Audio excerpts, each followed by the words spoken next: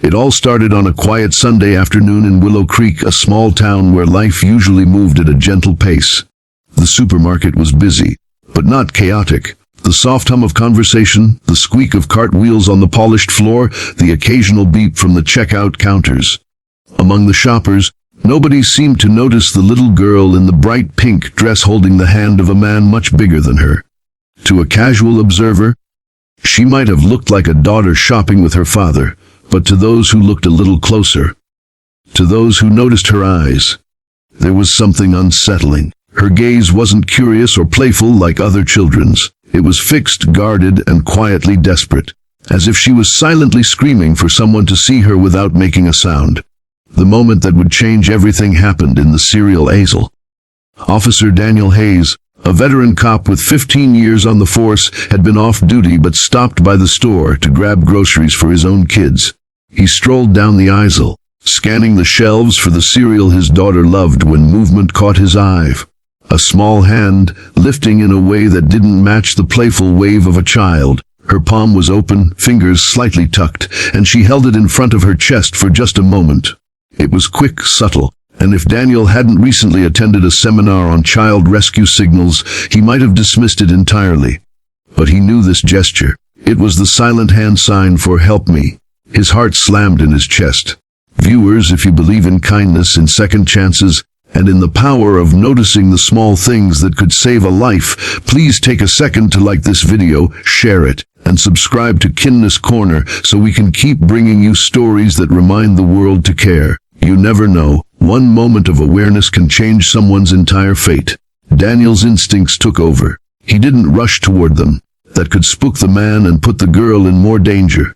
Instead, he slowed his pace, pretending to browse the shelves while keeping the pair in his peripheral vision.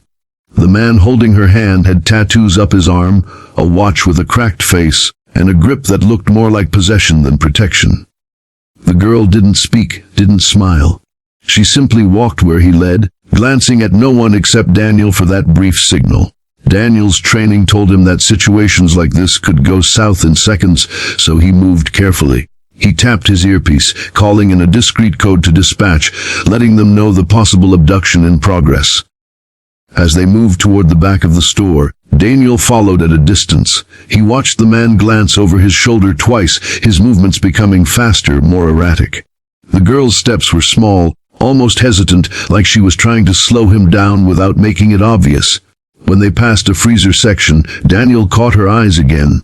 Those wide, pleading eyes that now carried a glimmer of hope.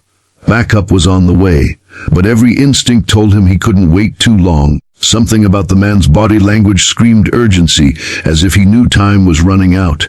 The next minutes felt like hours. Daniel trailed them past the dairy section, then toward a side exit rarely used by customers. His mind raced. If the man reached that door, they could be in a car and gone before help arrived. Daniel picked up his pace, his footsteps firm but not loud enough to alert the suspect too soon. He positioned himself closer, pretending to look at a display of stacked soda cases. The man gripped the girl's arm a little too tightly, and she winced, her tiny body tilting as she struggled to keep up. Then came the moment Daniel would never forget.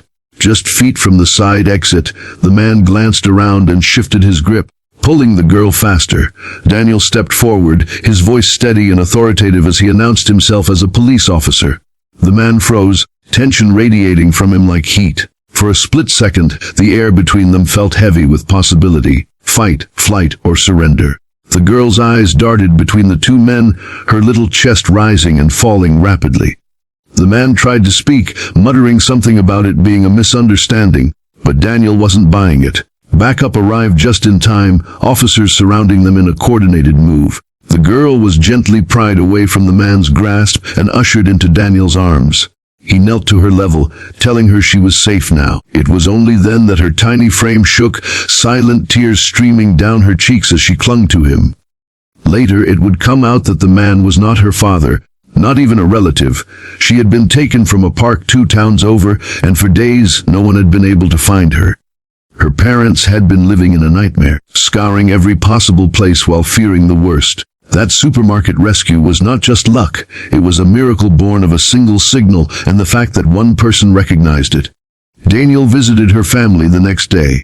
When her mother opened the door and saw him standing there, she collapsed into his arms, sobbing thanks over and over.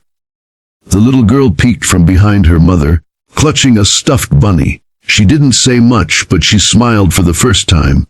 A small, genuine smile that told Daniel she was beginning to believe in safety again. And so, the story of the little girl in the pink dress became a reminder for the whole town that awareness can save lives, that learning the signs can mean the difference between tragedy and hope.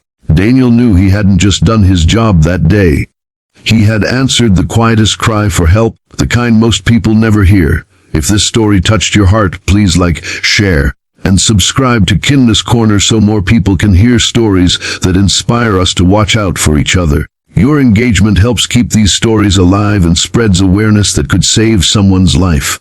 Before we end, I have one special request. Drop a comment below with your thoughts. Would you have noticed that little hand signal? Your words might inspire someone else to pay attention when it matters most.